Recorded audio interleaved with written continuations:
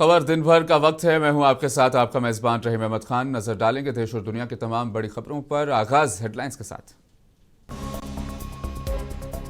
GST इस्लाहात आज से हुई नाफिज। पीएम मोदी ने ताजिरों के साथ किया तबादला ख्याल। जीएसटी शरहों में तब्दीली के असरात का लिया जायजा।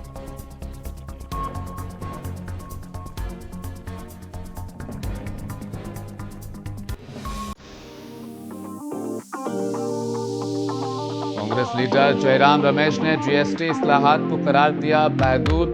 रियासती हुकूमतों के मुआवजे पर मरकजी हुकूमत से पूछे सवाल।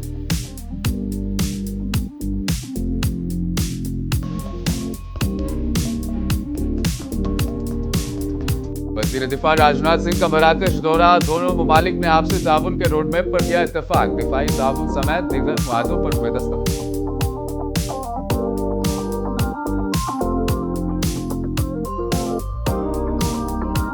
और गजा में नस्लकुशी जारी। इजरायली हमलों में 2 दर्जन से ज्यादा फिलिस्तीनी जाँ बहक। इजरायली वजीर ने फिलिस्तीनी अथॉरिटी को तहलील करने का किया।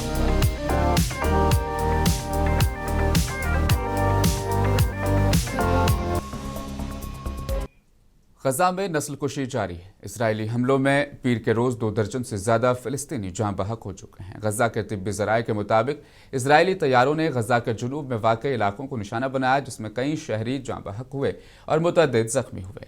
इस दौरान इजरायली वजीर बेन-गवीर ने कहा कि हम फिलिस्तीनी अथॉरिटी के खिलाफ कुछ नहीं करते और वो जो चाहते हैं करते हैं। इजरायली वजीर ने कहा कि फिलिस्तीनी अथॉरिटी को तहलील कर देना चाहिए और अगर वज़ीर आज़म होते तो महमूद अब्बास को फौरी गिरफ्तारी का हुक्म जारी कर देते। ये बयान ऐसे वक्त में सामने आया है जब बरतानिया, कनाडा, ऑस्ट्रेलिया, पुर्तगाल ने बाज़ाब्ता तौर पर फिलिस्तीनी रियासत को तस्लीम कर लिया।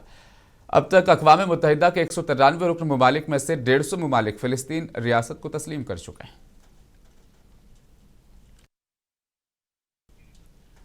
मुल्क भर में जीएसटी इस्लाहात का आज से नफाज हुआ है। वज़ीर आज़म नरेंद्र मोदी ने अरुणाचल प्रदेश में ताजिरों के साथ तबादला ख्याल किया। इस मौके पर ताजिरों ने बताया कि पहले उन्हें मुतअद्दिद टैक्सों से निमटना पड़ता था, लेकिन मोदी हुकूमत ने जीएसटी के जरिए 1 नेशन 1 टैक्स की तारीखी इस्लाहात की। मकामी ताजिरों ने इस बात पर रोशनी डाली कि तामीराती लागत में कमी आएगी, जिससे मकान ज़्यादा सस्ते हो जाएंगे। होटल इंडस्ट्री के नुमाइंदों ने कहा जीएसटी में कटौती घरेलू सियाहत को मजबूत करेगी। पीएम मोदी ने इस मौके पर कहा कि सभी लोग देसी मसनूआत खरीदें और देसी मसनूआत बेचें।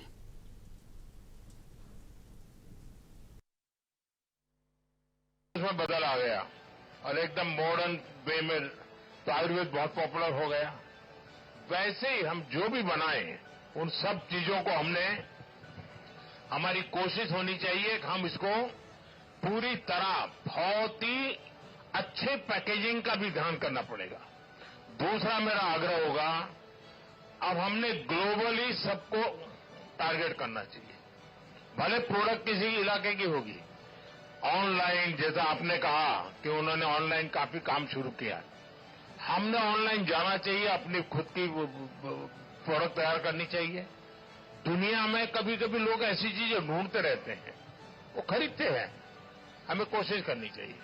और दूसरा मेरा आप सबसे आग्रह है, स्वदेशी खरीदेंगे, स्वदेशी बेचेंगे। देखिए, भारत को आत्मनिर्भर बनाना है, तभी जाकर के भारत विकसित भारत बनेगा। कांग्रेस लीडर जयराम रमेश ने जीएसटी इस्लाहात को महदूद करार दिया। उन्होंने कहा कि वज़ीर आज़म मोदी ने रियासती हुकूमतों को मुआवजा देने के मुतालबे पर अब तक कुछ नहीं कहा है। जयराम रमेश ने कहा कि कांग्रेस गुज़श्ता कई वर्षों से जीएसटी में इस्लाहात का मुतालबा कर रही थी। एक ही मुख्यमंत्री ने जीएसटी का विरोध किया 8 साल तक। और कौन है वो मुख्यमंत्री? वो मुख्यमंत्री प्रधानमंत्री बने 2014 में और अचानक यू टर्न ले लिया और 2017 में जीएसटी का मसीहा बनकर देश के सामने अपना रूप पेश किया। 2014 तक सभी राज्यों ने मंजूरी दी थी। कुछ चिंताएं थी राज्यों की, पर सभी ने कहा हम जीएसटी का विरोध नहीं करेंगे। सिर्फ गुजरात के मुख्यमंत्री ने जीएसटी का कड़ा विरोध किया और आज जीएसटी का जप रहे हैं। जीएसटी में सुधार हम 2017 से मांग कर रहे हैं। अभी जो सुधार हुआ है सीमित सुधार, सूक्ष्म, लघु और जो मध्यम जो मध्य वर्गीय जो एमएसएमई सेक्टर है, उसमें जो प्रोसीजर की जो कॉम्प्लेक्सिटी है, उसमें सरलता लाने की जो जरूरत है, वो नहीं हुआ है। और आम आदमी पार्टी के कन्वीनर अरविंद केजरीवाल ने वजीर-ए-आज़म नरेंद्र मोदी को एक बार फिर तनकीद का निशाना बनाया है। उन्होंने तंज करते हुए कहा कि वजीर-ए-आज़म आप चाहते हैं कि अवाम स्वदेशी इस्तेमाल करे, इसलिए आपको भी स्वदेशी इस्तेमाल करना शुरू कर देना चाहिए और गैर मुल्की चीज़ों को छोड़ देना चाहिए। केजरीवाल ने सोशल मीडिया साइट एक्स पर अपने एक पोस्ट में कहा, ट्रंप रोज हिंदुस्तान और हिंदुस्तानियों की तौहीन कर रहा है, आप भी तो कीजिए। लोग अपने वजीर-ए-आज़म से एक्शन की उम्मीद रखते हैं, तकरीर की नहीं। एमआईएम के सदर बैरिस्टर असदुद्दीन ओवैसी ने अमेरिकी H-1B वीज़ा की फीस में इजाफे पर तशवीश का इजहार किया। उन्होंने कहा कि 71% वीज़े अथॉरिटी शहरियों को मिलते हैं, जिनमें आंध्र प्रदेश के IT प्रोफेशनल्स की बड़ी तादाद शामिल है। ओवैसी ने तजवीज़ पेश की कि मोदी हुकूमत ट्रंप हुकूमत के ब्लैकमेलिंग के आगे ना झुके और तिजारती मुआहिदों के जरिए डॉलर से इन्हिराफ की पॉलिसी इख्तियार करे। देखिए, भारत में H-1B वीज़ा जो है ज़्यादातर पहले तो समझिए कि H-1B वीज़ा जो है 71% इंडियंस को मिलता है। उसमें से बहुत बड़ा शेयर होता है तेलंगाना आंध्रा के जो टेकीज होते हैं। और इस बात का खास ख्याल रखिए कि जो भारत को करीब 125 बिलियन डॉलर का रेमिटेंस होता है। अब अगर आइंदा से जिस किसी को भी H-1B वीजा मिलेगा और उसके एम्प्लॉयर्स को कहा जाए कि भाई $1 लाख आप जमा करवाइए, तो फिर इसका डायरेक्ट असर हमारे भारत के लोगों को पड़ेगा, नौजवानों को जो बड़ी मेहनत करते हैं और बड़े इदारों में कॉलेजेस में जाकर आप अपनी तालीम को मुकम्मल करते हैं, और उसका बुरी तरह असर पड़ेगा। मेरी शिकायत ट्रंप से तो है, मगर सबसे ज्यादा शिकायत मेरे देश के प्रधानमंत्री से है। आपने अहमदाबाद में इतना बड़ा मीटिंग की, स्टेडियम में मीटिंग की, हाउडी मोडी किया आपने, ये क्या फायदा हुआ बताइए? और हम लोग क्या कर रहे हैं?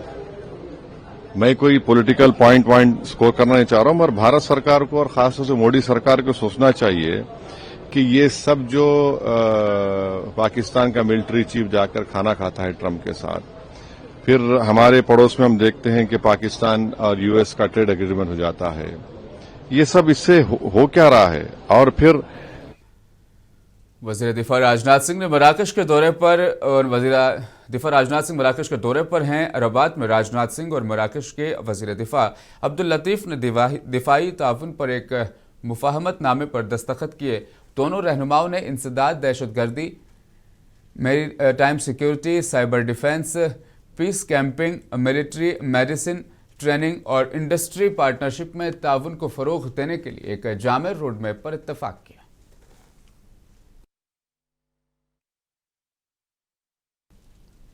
दहली फसादात की मुबैना साजिश मामले में आज सुप्रीम कोर्ट ने उमर खालिद, शर्जील इमाम और हैदर और गुलफशा फातिमा की जमानत अर्जी पर समाअत की। सुप्रीम कोर्ट ने इस मामले में दहली पुलिस को नोटिस जारी कर जवाब मांगा है। अर्जी दहिंदगान की तरफ से कहा गया है कि उनमें से बेशतर तालिब इल्म हैं और 5 साल से जेल में बंद हैं। इस मामले में सुप्रीम कोर्ट ने आइंदा समाअत के लिए 7 अक्टूबर की तारीख मुकर्रर की है।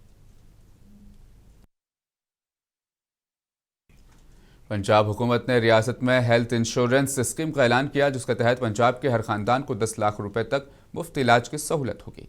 वज़ीर आला भगवंत मान ने इस बात का ऐलान करते हुए कहा, सीएम हेल्थ कार्ड के लिए रजिस्ट्रेशन का अमल मंगल से शुरू होगा।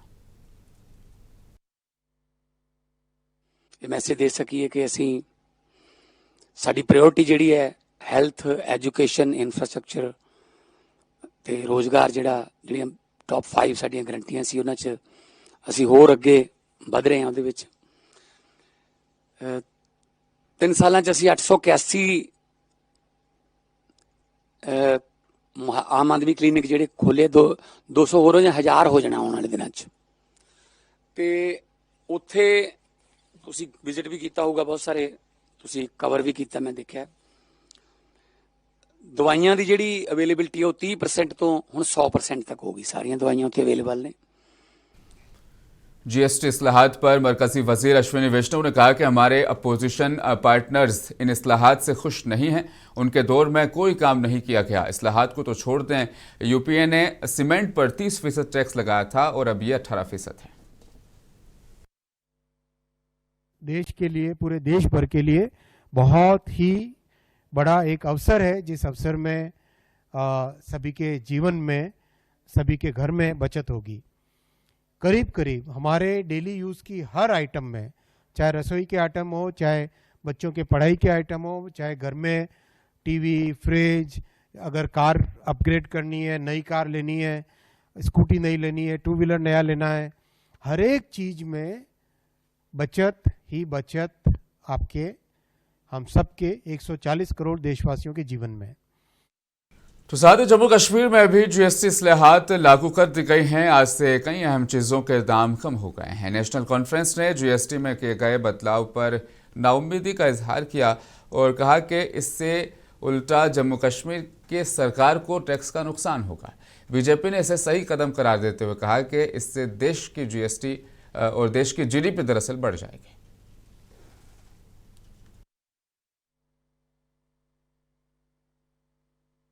देखिए, इसमें तो फ़ायदा मिलेगा, लेकिन जम्मू कश्मीर को ज़्यादा फ़ायदा नहीं मिलेगा। इनफैक्ट हमको तो नुकसान ही होगा। आपको ये मालूम होगा कि जम्मू कश्मीर की इकॉनमी इस टाइम पे डोलड्रम्स में है।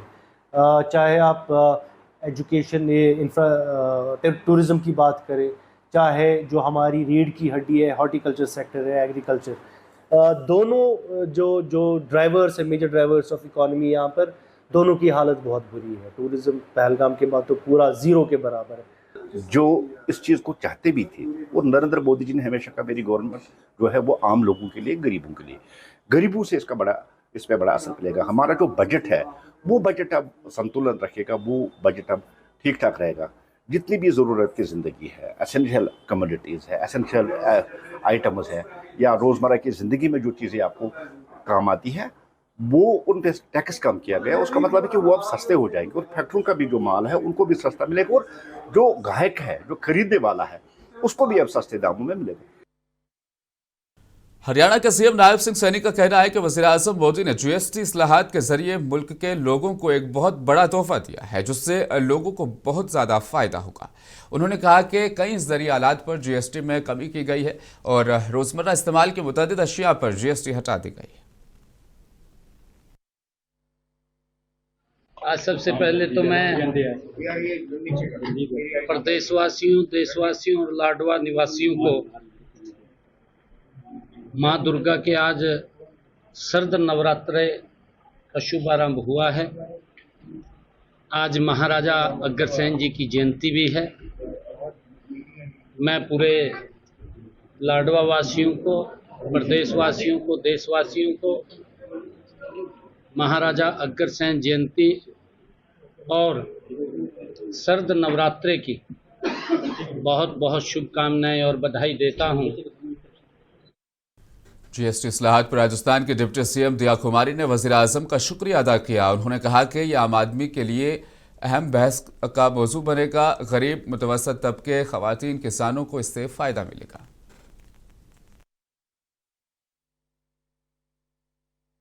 जी, बहुत बहुत धन्यवाद देना चाहूँगी माननीय प्रधानमंत्री जी का। उन्होंने एक आम आदमी और जो गरीब है उनके बारे में सोचा और बहुत बड़ी राहत दी है। जो जीएसटी 2.0 का कल उन्होंने कल उद्बोधन भी उनका था और आज से उसकी शुरुआत हुई है, आज से लागू हो चुका है। इसमें आम आदमी को बहुत बचत मिलेगी और बहुत जो हमारी रोज़ाना काम आने वाली जो चीज़ें हैं वो ऑलमोस्ट उसमें जीएसटी नील हो चुका है। तो ये एक बहुत बड़ा फ़ायदा मिलेगा हमारे लोअर इनकम ग्रुप को भी, मिडिल क्लास को भी, सभी के लिए, चाहे महिला हो, किसान हो, बुजुर्ग हो, सबके लिए। मेडिकल इक्विपमेंट में भी बहुत बड़ी राहत दी है, सर्विसेज में मेडिकल। उत्तराखंड के सीएम पुष्कर सिंह धामी और गवर्नर गुरमीत सिंह ने राजभवन में नए तामीर शुदा भागीरथ उद्यान की इफ्तिताही तकरीब में शिरकत की। इस मौके पर उन्होंने राजभवन के अहाते में नस्ब बादशाह भागीरथ के मुजस्समे की भी नकाब कुशाई की। इस मौके पर governor lieutenant general Gurmeet Singh ने कहा कि मुजस्समा सिर्फ एक यादगार नहीं बल्कि एक तहरीक का जिंदा सतून है।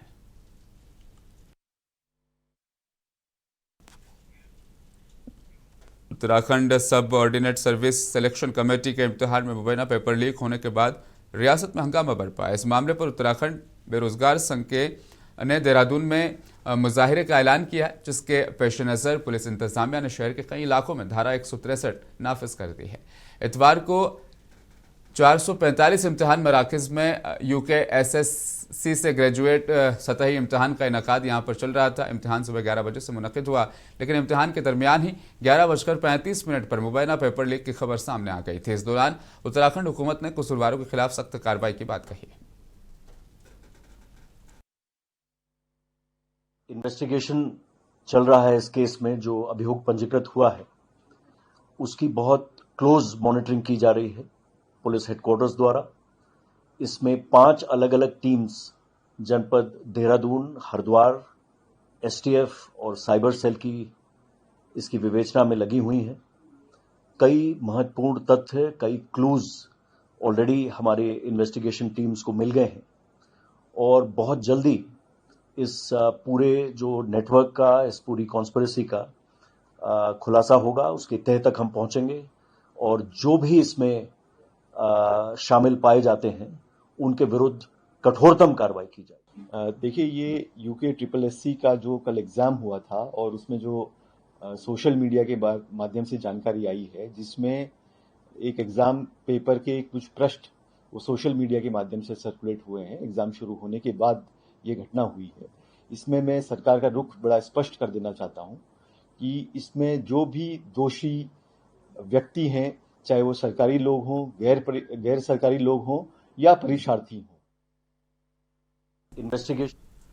विशाखापट्टनम में नेशनल ई गवर्नेंस कॉन्फ्रेंस में आंध्र प्रदेश के CM ने शिरकत की। इस मौके पर चंद्रबाबू नायडू ने कहा कि हमें करना है तो बड़ी इस्लाहात भी मुमकिन हो जाती है। उन्होंने बताया कि आज अवाम को तमाम खिदमात ऑनलाइन दस्तयाब हैं और आज की मुसाबकती दुनिया में इख्तराई फैसलों से ही बेहतर नताइज मिलते हैं।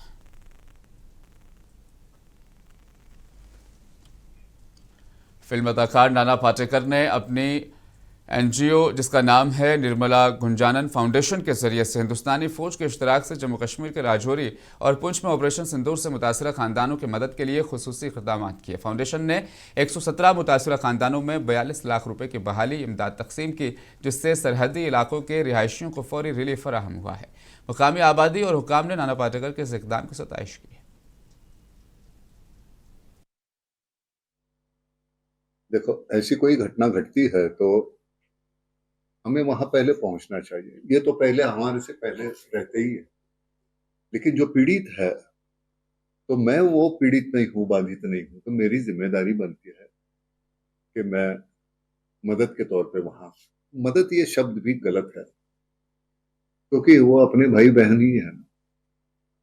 अब ये कोई गुनाह नहीं है कि बॉर्डर के नजदीक रहते हैं तो वो तो सूखे के साथ जैसे गीला जल जाता है तो वैसे बात हो जाती है। कानपुर और शाहजहांपुर के वाकयात के खिलाफ महाराष्ट्र के लातूर में बड़े पैमाने पर मुजाहिरे किए गए। यह एहतजाज हजरत टीपू सुल्तान चौक से शुरू हुआ और डॉक्टर बाबा साहब अम्बेडकर पार्क पर इख्तिताम पजीर हुआ। मुजाहिरीन ने कानपुर में आई लव मोहम्मद सल्लल्लाहु अलैहि वसल्लम के बैनर लगाने पर पुलिस की कार्रवाई की मजम्मत की। उन्होंने कहा कि कार्रवाई आइन की तरफ से जमानत दी गई है, मजहबी आज़ादी की और इजहार राय की आज़ादी की सरीह खिलाफ वर्जी पुलिस ने की है। मुजाहिरे में शरीक समाजी, मजहबी और नौजवान रहनुमाओं ने अपनी तकरीरों में कहा कि मुस्लिम कम्युनिटी मुकम्मल तौर पर पुरअमन और आइनी तरीके से अपने ख्यालात का इजहार कर रही है।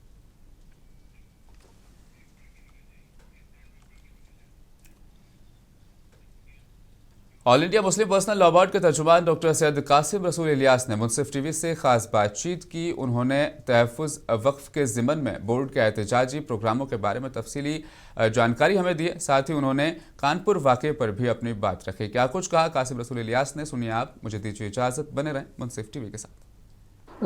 वक्फ बोर्ड के फैसला आने के बाद में जो तरमीमी कानून है उसके बाद आपने रूट मैप जो है वो दूसरा तैयार किया है, जिसको आप कह रहे हैं कि रूट मैप 2 तैयार किया है। किस तरीके से रहेगा पूरा ये जो अगला कार्यक्रम है आपका? जैसे आपने कहा कि 3 तारीख को भारत बंद का ऐलान कर रहे हैं आप, इसका थोड़ी सी जानकारी दे दीजिए, बता दीजिए क्या रहेगा पूरा मामला।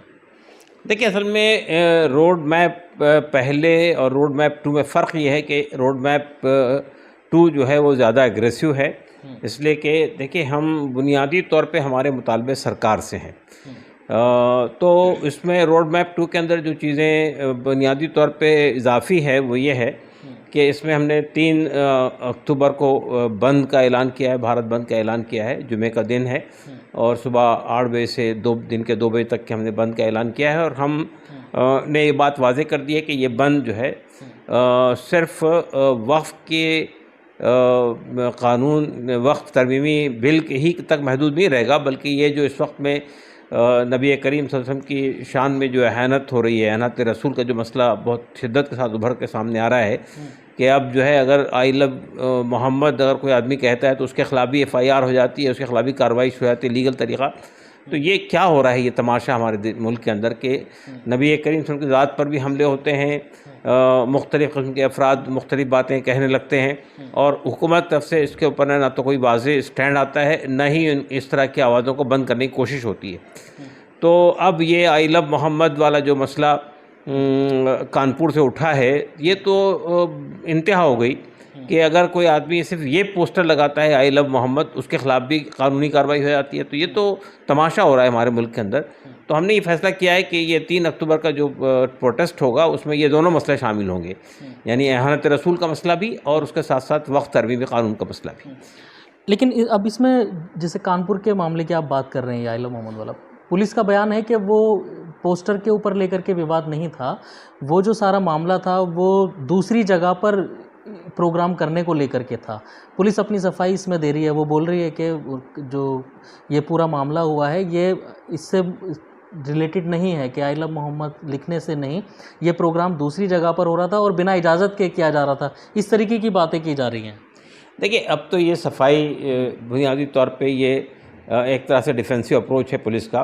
अलबत्ता ये बात वाज़ेह है कि ये कार्रवाई सिर्फ उस पोस्टर पे हुई थी, यानी अगर पोस्टर किसी गलत जगह लग जाए, यानी मतलब एक दीवार के बजाय दूसरी दीवार पे लग जाए, तो उसमें इतना बड़ा कानूनी मसला बनता है कि FIR हो जाती है उसके ख़िलाफ़ में। FIR का मतलब तो ये तो कानूनी मसला बना दिया आपने उसको ना। तो मसला सिर्फ इतना सा नहीं है, वो ये कहना कि हमने पोस्टर की इजाज़त नहीं ली गई थी, ये पोस्टर गलत जगह लगा दिया गया था, इस वजह से फायर की गई है, ये बात मुनासिब नहीं है। बुनियादी तौर पे FIR इसीलिए की गई थी कि आपको ये मुनासिब नहीं लगा कि आई लव मोहम्मद करके कोई आदमी इस तरह का पोस्टर लगा दे। तो बहरहाल देखिए, एहानत रसूल का मसला सिर्फ इस पोस्टर तक महदूद नहीं है। कई लोगों के मुख्तलिफ़ किस्म के बयानात अल्लाह के रसूल की शान में गुस्ताखियाँ मुसलसल हो रही है हमारे मुल्क में, और ये नूपुर शर्मा से सिलसिला शुरू हुआ था और ये बिल्कुल बतदरीज बढ़ता ही जा रहा है और इसके ख़िलाफ़ कोई कार्रवाई नहीं हो रही है। तो हमारा मुतालबा ये है कि पहली बात तो ये है कि ये इस तरह की मजहबी शख्सियात के ख़िलाफ़ में इस तरह की एहानतें हो रही है तो उसके ख़िलाफ़ कानून साजी भी होनी चाहिए। कानून बनना चाहिए कि भाई किसी भी मज़हब की शख्सियात के ऊपर में अगर कोई आदमी ज़बान खोलता है या इस तरह की ज़बान दराजी करता है तो उसके ख़िलाफ़ सख्त से सख्त कानूनी कार्रवाई होनी चाहिए।